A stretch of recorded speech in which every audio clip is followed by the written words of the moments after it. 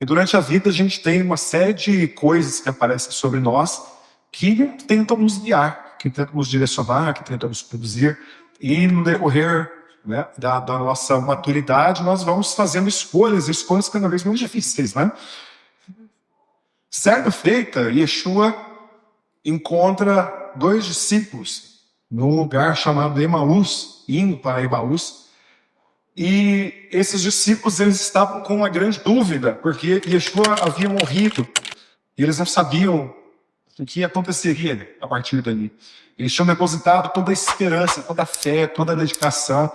Eles criam, e criam da forma correta, que o Salvador do mundo havia vindo à Terra, que aquele que traria a redenção sobre Israel finalmente havia chegado.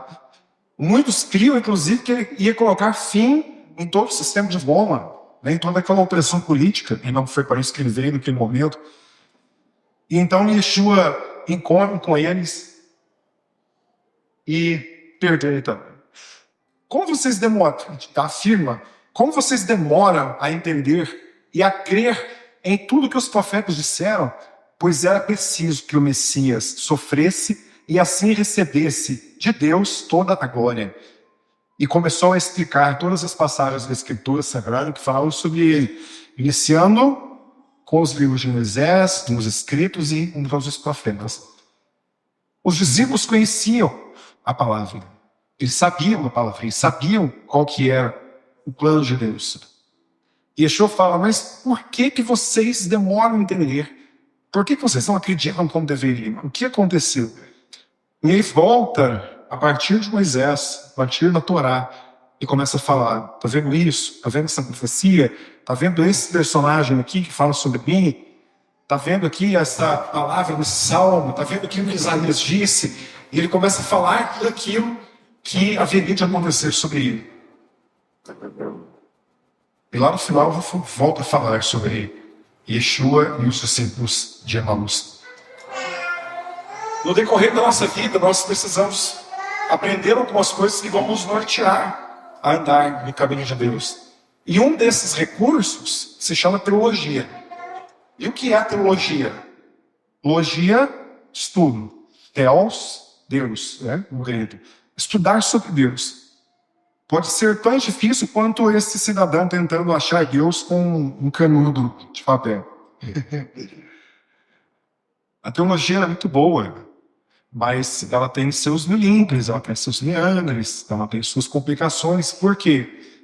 A teologia, ela vai tentar nos revelar a Deus. Ela vai tentar nos aproximar de Deus, ela vai tentar fazer com que nós entendamos a palavra. Mas quais são os problemas? Nós vamos estudar sobre Deus sob qual ótica? Sob qual perspectiva? Sobre qual raiz? Sobre qual fundamento? Esse lugar que vocês estão vendo aí é o Vaticano. Então nós vamos estudar sobre um fundamento que se iniciou anos e anos e anos, centenas de anos depois da fé em Jerusalém. O Vaticano e a Igreja Católica Apostólica Romana é novo, recente em relação ao que é a raiz da fé. Nós vamos estudar o Evangelho segundo alguém que nasceu há poucos anos atrás na França ou no Brasil. Nós vamos estudar a Bíblia baseada em quê? Com que ótica? Em que perspectiva? Com qual fundamento que nós vamos estudar a palavra de Deus? Porque a teologia pode se tornar um grande problema se ela é vivida de uma forma que não é a ótica do original. A ótica dos profetas, a ótica dos apóstolos, a ótica do Messias. Qual o outro problema? Que livro nós estudamos? Porque quando Yeshua encontra os discípulos de Emaús, ele fala: olha, eu vou contar para vocês tudo ao meu respeito. Moisés, os escritos e os profetas. É o que a tradição judaica chama de Tanakh. Torá, escritos e profetas. Em todo o Antigo Testamento, porque ainda não tinha o Novo Testamento escrito. E Yeshua nos dava os escritos sagrados para poder falar sobre ele. E hoje nós temos tantas religiões, nós temos tantos livros, nós temos tantos escritos. Qual livro principal base da sua fé?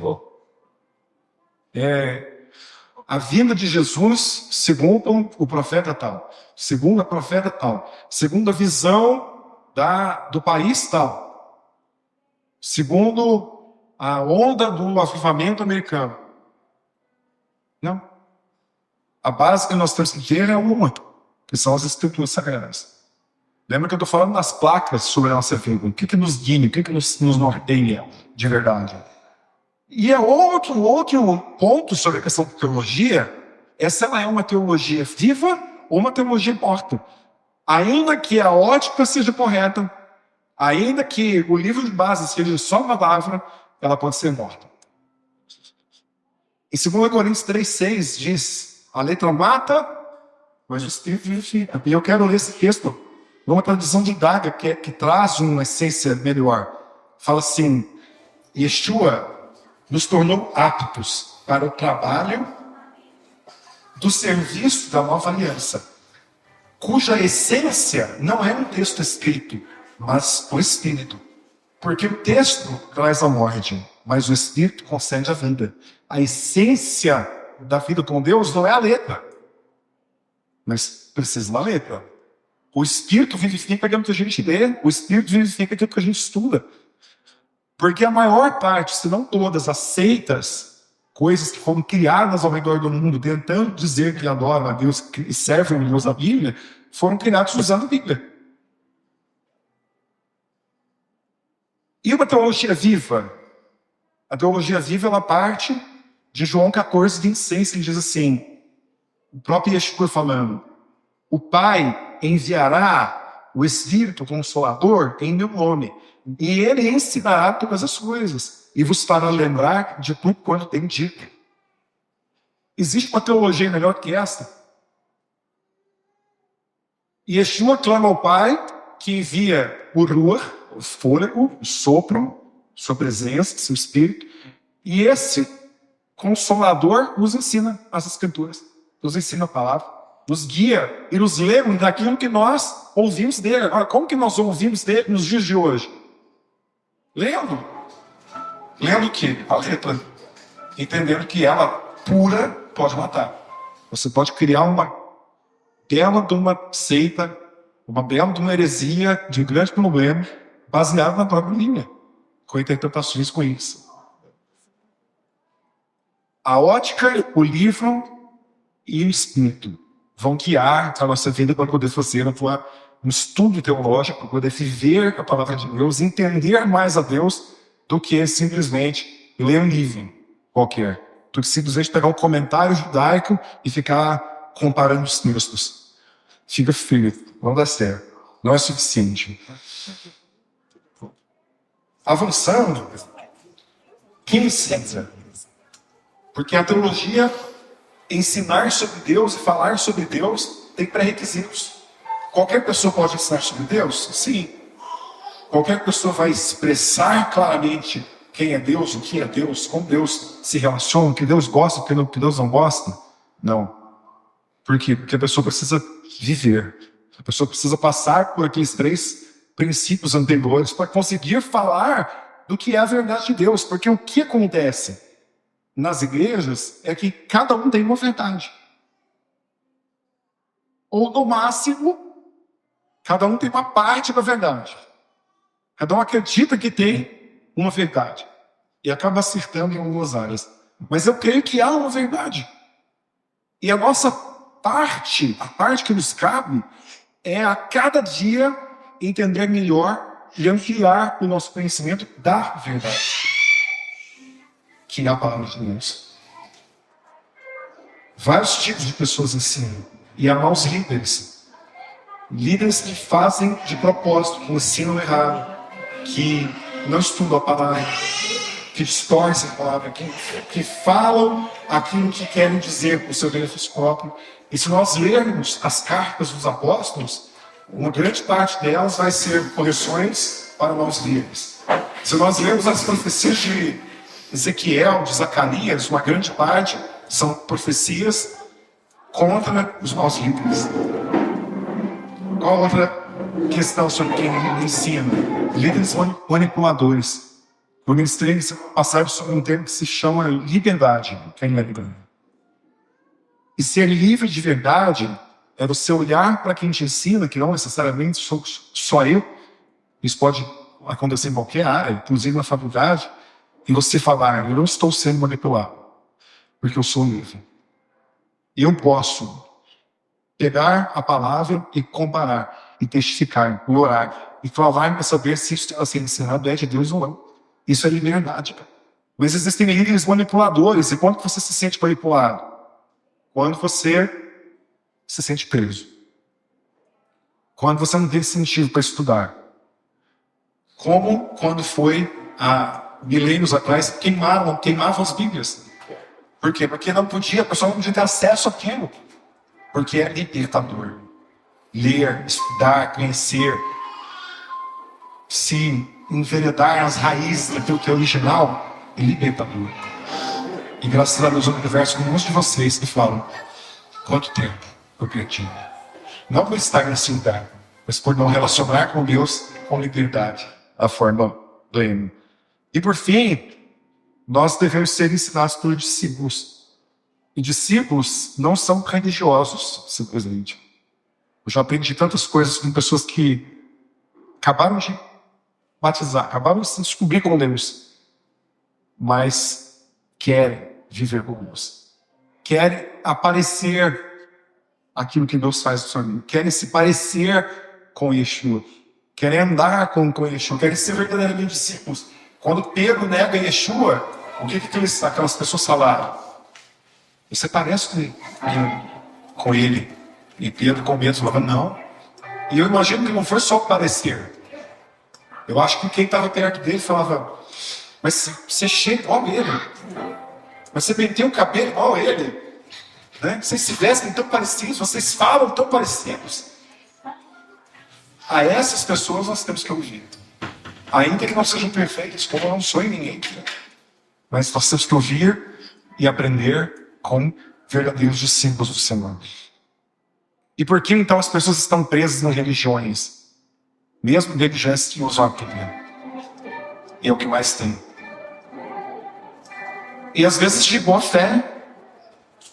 Às vezes com líderes de boa fé, mas no panorama bíblico, eles estão enveredados, estão presas. Estão achando que estão ali estudando a palavra, mas estão, na verdade, numa prisão. Porque não conseguem viver verdadeiramente com Deus.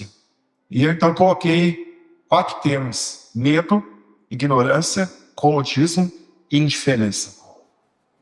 Pode ser que existam outros motivos, mas o medo faz com que a pessoa não queira perder a posição que está, o lugar que está. Tem medo de ser expulso, tem medo de ser rejeitado, tem medo de falarem mal, tem medo de tudo. E aí, por ter tanto medo de não ser livre, eu insisto no termo da semana passada, acaba permanecendo anos e anos e anos sem ter coragem de fazer uma pergunta para o seu líder, por exemplo. Por que a gente já se ouviu? Passa a vida inteira dentro de um lugar, não gosta, não concorda, e não tem coragem de perguntar. Porque acha que vai confrontar a liderança. Aí os líderes manipuladores dizem assim, ai daquele que se levanta contra o ungido de Deus. Aí a pessoa, eu vou falar nada, já pensou, Deus incrível. Se eu estiver me levantando contra o ungido de Deus, não é assim, gente. Não é assim. Se levantar contra o ungido de Deus é contra mim, contra você, contra o que nós estamos fazendo de forma correta. Agora, se alguém fala alguma coisa que a pessoa não concorda, que não dá certo, que travou seu coração, você é livre, você não pode ter medo. Quem põe medo é a religião. E o pior inimigo de Deus é a religião. A ignorância não é simplesmente não ler. As pessoas às vezes leem a Bíblia. Leem, estudam, mas não praticam. Porque não há como entender a Bíblia sem praticar. Nós ouvimos alguns testemunhos hoje aqui. Quando você entende um princípio, você recebe aquele princípio, você fala, deixa eu ver, será que isso é assim mesmo? Ou será que isso aí é coisa lá da igreja XYZ? Shabat. A Cecília abriu falando aqui, lindo sobre o Shabat. Aí você fala, não, esse negócio de Shabat judeu aí, não, quero não. Experimenta, prova. Se deleita em Deus. Não seja incauto, ignorante. lê a Bíblia, está escrito na palavra, nós aprendemos aqui sobre provar a Deus. Provar a Deus, não é colocar Deus à prova, apontar o dedo e falar, o Senhor vai fazer. Prova aquilo que Deus tem para fazer. E Ele fará. Essa aqui eu acho que eu não preciso falar não, né? Eu acho que é o que mais acontece hoje. Eu tenho conversado com a Cecília, que é médica, e ela diz que as pessoas têm mais vivido hoje cansaço, perda de memória, desconcentração. E isso gera um comodismo. E a gente quer só ficar dormindo, a gente quer só ficar distraindo. E eu converso muito com os jovens, né? Principalmente os que jogam videogame. Eu falo, quantos meses você demorou para entender toda a dinâmica de um determinado jogo? Ah, muitos meses, muitos meses. Aí você tem que entender a Bíblia todinha numa leitura. Você abre assim, lê um texto, fala, ah, não li, não entendi, não vou. Por que você não vive com intensidade? Volta na ignorância, fica com comodismo. E o outro problema que te traz lição, e as pessoas permanecem, é uma indiferença. Que a pessoa chega ali na vida e fala assim, para onde que eu vou? Qual que é o nome daquela placa ali? Tanto faz. Para onde me guiarem eu vou. E as pessoas estão dentro de uma igreja, dentro de uma comunidade, ouvindo todo vento de doutrina, como diz o apóstolo Paulo. E tanto faz. Tá bom, tá bonito, eu gosto, estou ali no meio dos irmãos, me é suficiente. Não! A sua salvação depende para onde você vai, para onde você olha. A sua salvação, te importa a salvação? Então você não pode seguir essa plaquinha que tanto faz. Você precisa ser mais coerente com aquilo que você vive, com aquilo que você acredita. Eu sei que tem pessoas, talvez não estejam aqui, ou não frequentem esse lugar, que sexta-feira está aqui, aí sábado está na vidente, domingo está no seu espírito, domingo à noite está no evangelho. E está se alimentando aqui. O nome disso é beber água suja. Contaminação sobre a sua vida. Porque para você tanto faz. Tanto faz. Deus me ama, mas Ele é Pai. E Pai não aceita qualquer coisa. Nós vamos falando, o que não é sobre isso? E aí então acontece isso, ó, confusão. Para onde que eu vou? Para onde que essa pessoa vai com esse tanto de séculos aí? Dá para seguir?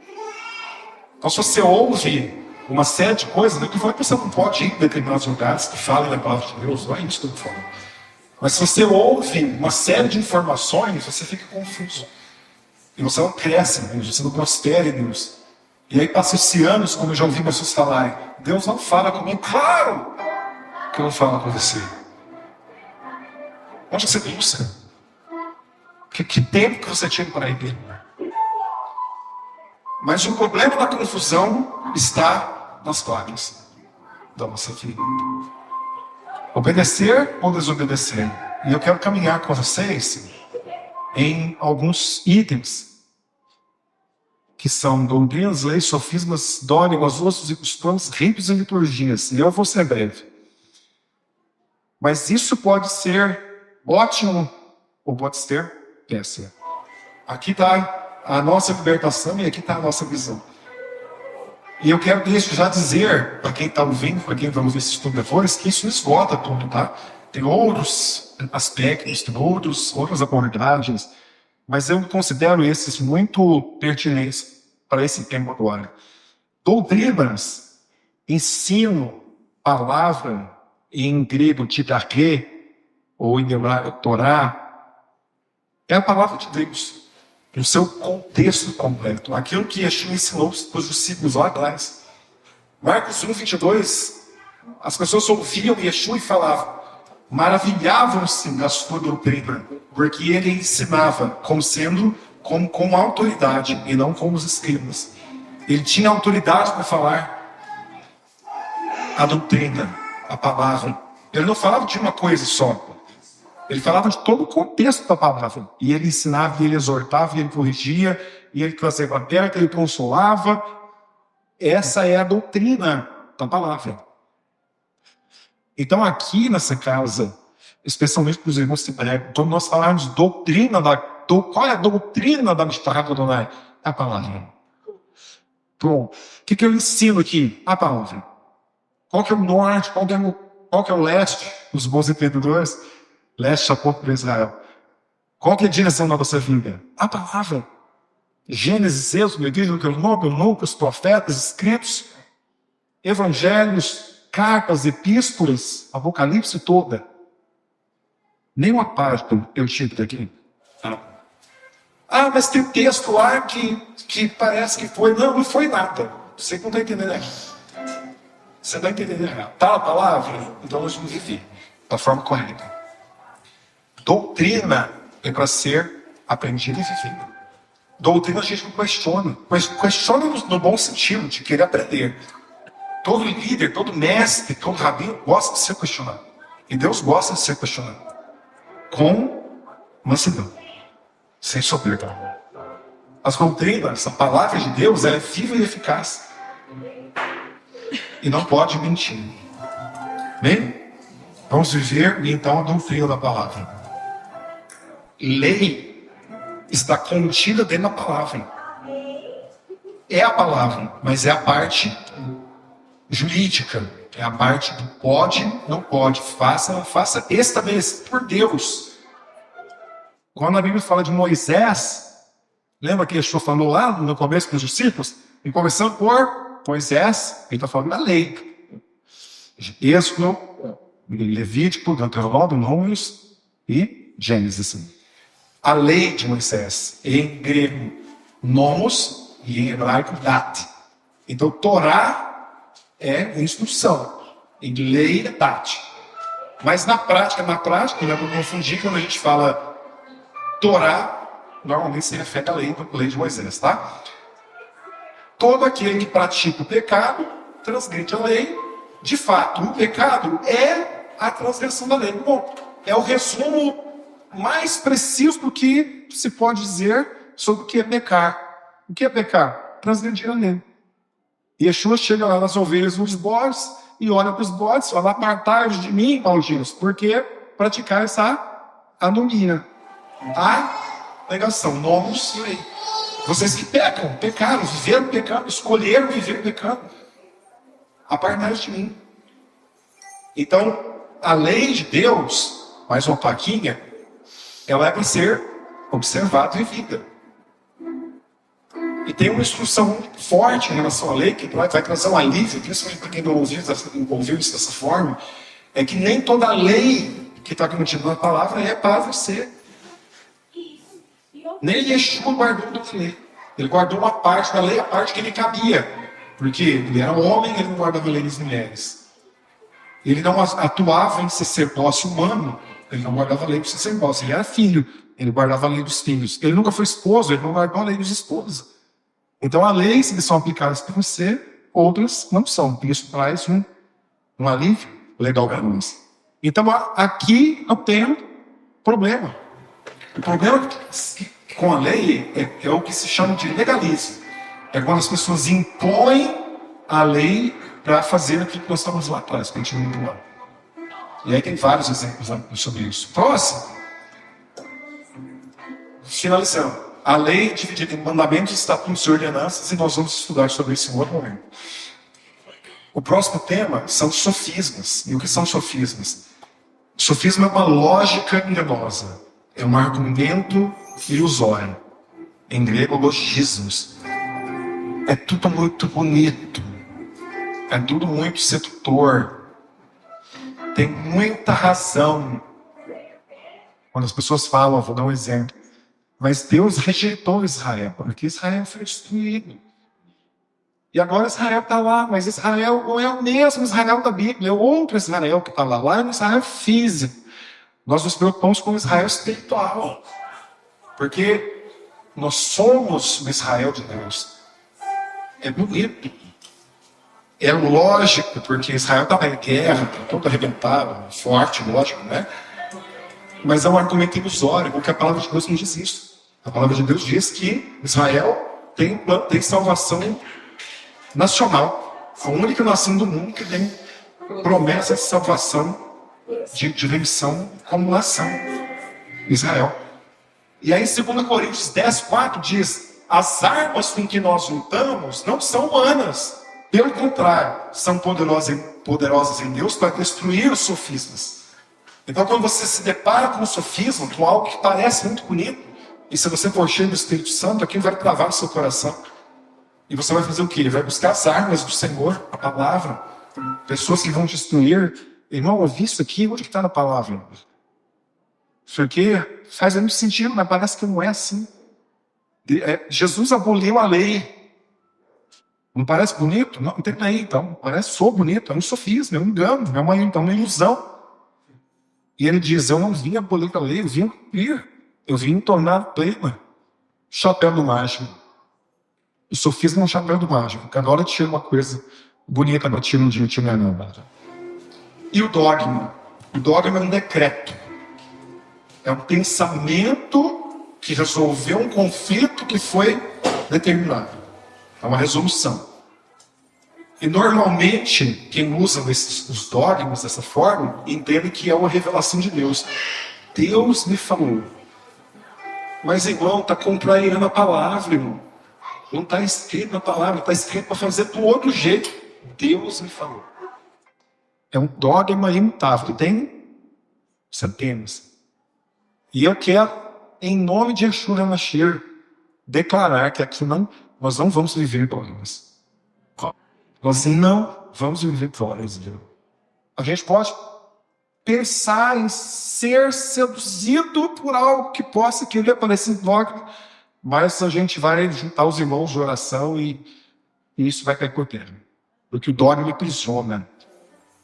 E esse é um dos dogmas de Efésios 2:16. Yeshua aboliu da sua carne a lei dos mandamentos da forma de dogmas, para que dos dois povos, judeus e gentios, em si mesmo, criasse um novo homem, fazendo a paz, e reconciliasse ambos em seu corpo com Deus, pelo intermédio da cruz, destruindo por ela a inimizade. O que ele destruiu? O dogma. Qual era o dogma? Que judeus e gentios naquela época não se relacionavam. E o próprio Yeshua e os apóstolos, os apóstolos que vieram depois, trabalharam arduamente para que esse dogma pudesse ser destruído. E eles conseguiram? Não. Não conseguiram, porque a igreja estava odeia os judeus. A igreja até hoje quer que os judeus se tornem cristãos, no sentido de abolir e abandonar sua vida judaica. Isso é um dogma que precisa cair por terra. E tem vários outros. Então nós não vamos viver dogmas. Quando alguém te apresentar algo e você não conseguir encontrar na palavra um respaldo claro para isso, cheira dogma. E se você tiver dúvida sobre qualquer coisa que a gente ensina aqui, que pode te parecer dogma, você tem obrigação. Se você é um membro aqui da casa, se você é um visitante da casa, e sente que alguma coisa é dogma, a obrigação é sua. De quê? De ser livre. Eles de não sair daqui mais um dia, para quem vem aqui muitas vezes falando de novo. Mas isso não desce.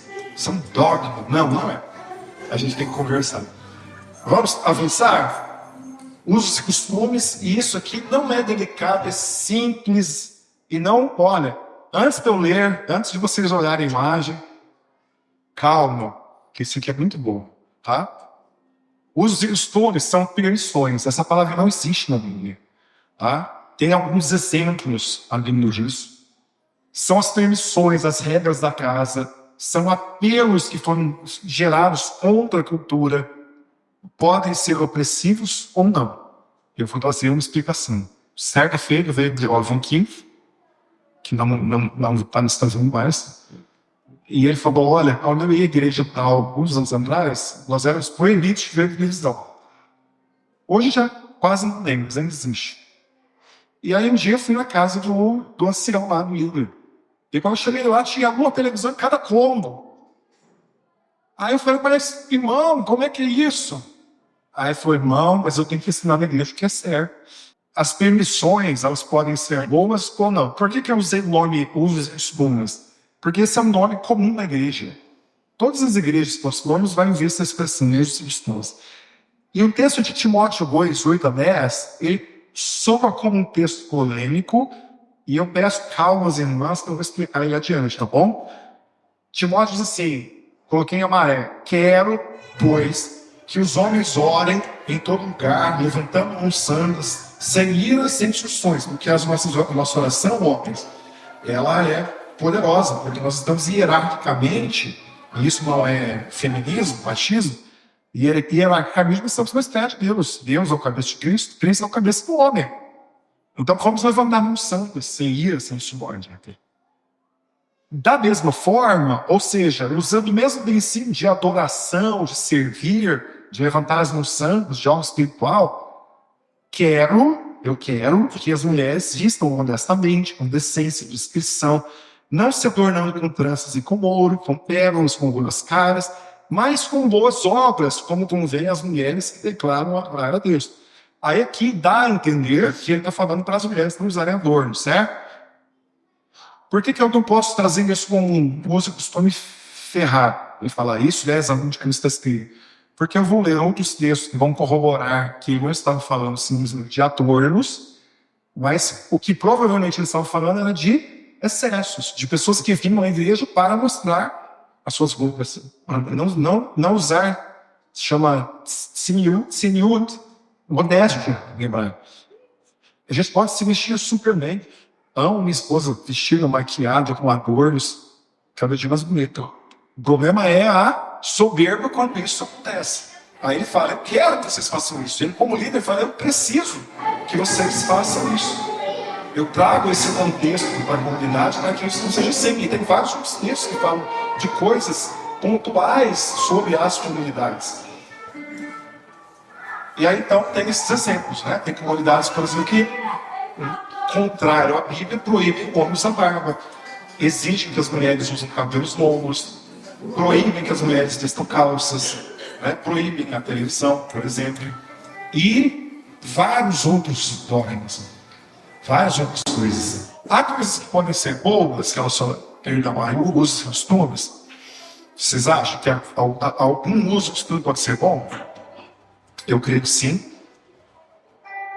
E com muito amor, eu preciso falar do cofrinho. Vocês sabem o que é o cofrinho? E eu usei a expressão do cofrinho e eu fiz questão de colocar ali com muito amor. Para quem está aqui, para quem vai assistir depois. Né? Porque eu particularmente nunca vi um cofrinho aqui. Mas o cofrinho, ele se assemelha muito com outra coisa. Tá? E, mais uma vez, vou nem para pôr diante da esposa. O cofrinho é isso aqui, queridos, ó. Deu para entender aí? O que é cofrinho? Eu nunca vi cofrinho aqui. Mas, no reino de Deus, o dia que o cofrinho se tornar natural, o dia que o cofrinho se tornar algo assim, comum, as partes aqui pegando, com o cofrinho aparecendo, os irmãos ali, né, ministrando, e o cofrinho aparecendo. O dia que isso se tornar comum, o seu decote vai se tornar comum. Porque é a mesma coisa. A parte do nosso corpo que só se mostra para sua esposa, para o seu pai, para sua mãe, se você é criança, se você vai fazer uma higiene, né, de alguém. A parte do seu corpo que nós ensinamos para as crianças, que só podem ser vistas aqui de casa. Então isso aqui, eu já falei várias vezes em microfone, de forma assim, bem sutil, bem amorosa. Mas hoje eu trouxe um exemplo que Deus me deu assim, um insight, sabe? Porque é a mesma coisa. A parte do seu corpo que você não mostra publicamente, porque você representa o reino de Deus. E ainda que isso seja um ensino bíblico muito claro, com o passar dos anos, o que as igrejas fizeram? Tornaram isso como um uso de costume. E eu acho que esse uso de costume é extremamente válido. Antes de sair de casa, dá uma olhada no espelho. Senhores, se na hora que você vai sentar, a pessoa que está atrás de você não vai ver se pode. E as mulheres da mesma forma. E mais uma vez, me perdoe. Mas cuidado, agora que vocês abaixam Para buscar alguma coisa que as suas blusas descem. E não são só obras que não podem ver, que não precisa ver. Mulheres também. Então, assim, tenham cuidado com o corpo de vocês. Tenhamos cuidado com os nossos corpos. Agora vai virar uma igreja chata. Que virem. Que virem. Uma igreja chata. Se for por causa disso virar uma igreja chata, que virem. Mas eu prefiro muito mais falar de uma coisa dessa, sensível e delicada, do que chamar um visitante aqui, por exemplo, e se analisar algo que precisa. Agora, o que nós vamos fazer? Nós vamos assistir hoje, corrigir, colocar. Não. Só cuida antes de ver. Maridos, cuidem, maridos. Esposas, cuidem dos seus maridos. Se sinta melhor em cima e embaixo. Então, tudo certo. Proibido cofrinhos, senhores. Amém? Agora eu quero ler 3 textos para vocês usarem joias e adornos com liberdade. Ezequiel mostra Deus encontrando Jerusalém no poema. E diz assim: te vesti com roupas bordadas, te calcei com pele de texugo, cingi com linho fino, te cobri de seda, te enfeitei com adornos, te pus braceletes nas mãos e um colar ao redor do teu pescoço. Te pus um pendente na testa, brinco nas orelhas e uma coroa de glória na cabeça. Assim foste ornada de ouro e prata. Teu vestido foi de linho fino, de seda de quadrados. No triste de flor de farinha, de mel e de azeite, foste formosa ao extremo. Foste próspera até chegares à realeza. Falando de Jerusalém. Correu tua fama entre os gentios e por causa da tua formosura, pois era perfeito por causa da minha glória, que eu quis em ti, Senhor Deus, o mesmo texto que o apóstolo Paulo fala. A glória de Deus é que brilha você. Não são os adornos. Mas Yeshua, o próprio Pai, adorna Jerusalém. E lá adiante, João viu a mesma coisa em Apocalipse. Eu, João, vi a cidade santa, a nova Jerusalém, que descia do céu, adereçada como uma esposa ataviada no seu marido. Roupas bonitas, adornadas, maquiadas, com pedras, bonita. Mas para refletir a glória de Deus, não para estressar. As mulheres vão amar esse texto. Senhores, casados e namorados. Os maridos devem amar suas esposas como também Cristo amou a igreja e deu a sua vida dela. E ele fez isso para a santificar e a purificar, lavando-a com a água da sua palavra. Assim, quis preparar a igreja para ser a sua esposa cheia de beleza. É para ser, mulheres, cheia de beleza. Para refletir a glória do Senhor e para ganhar o coração do seu marido.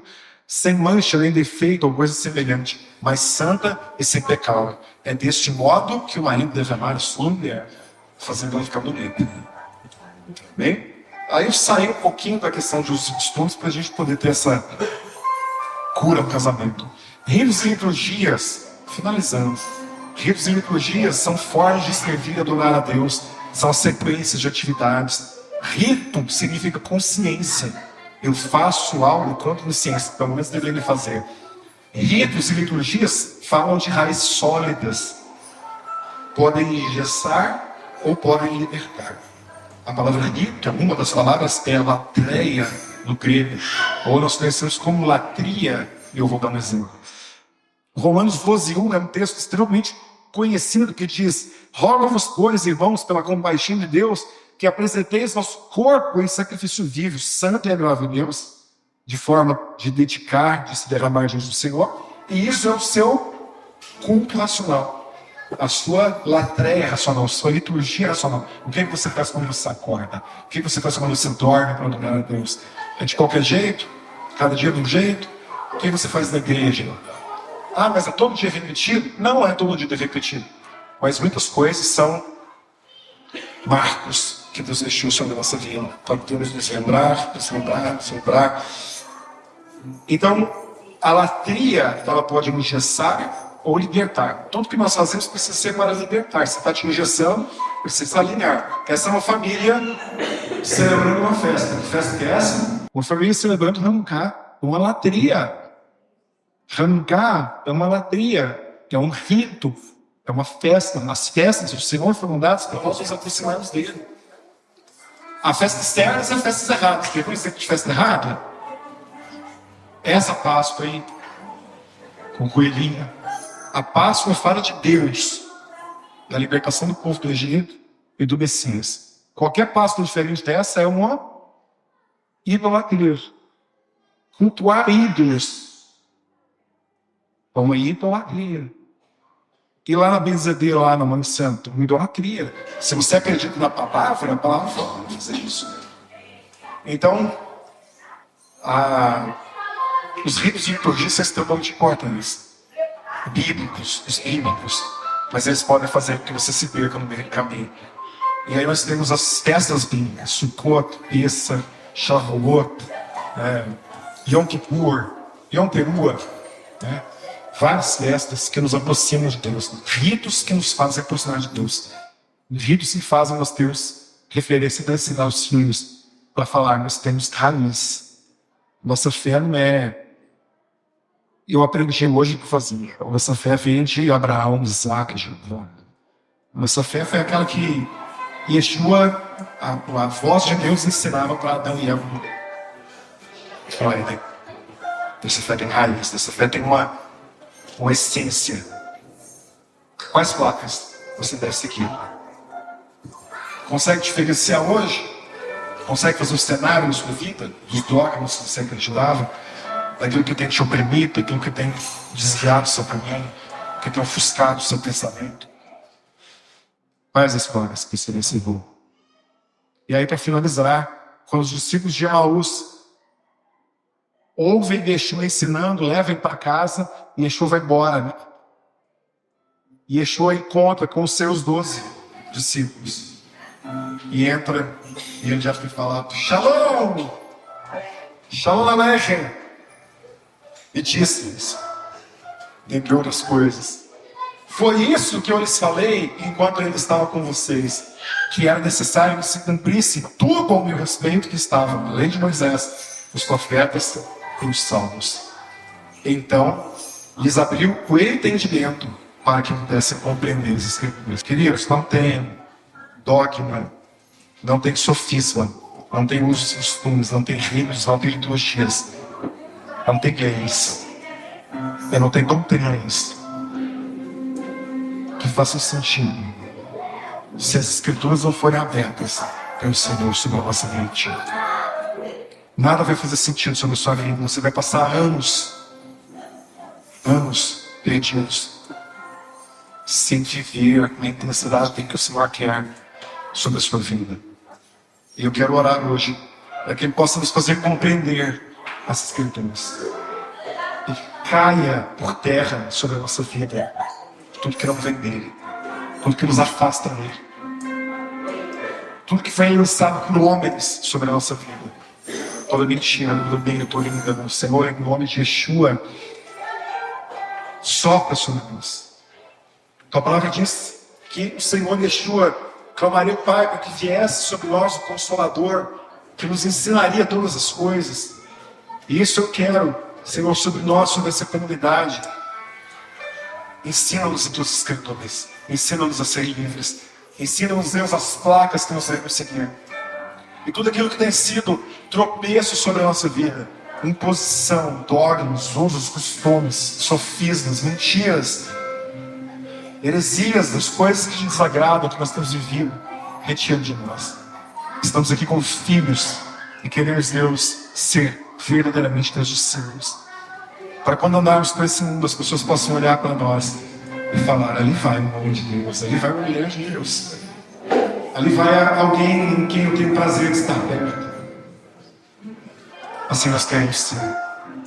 Eu te adoro. Em nome de Jesus.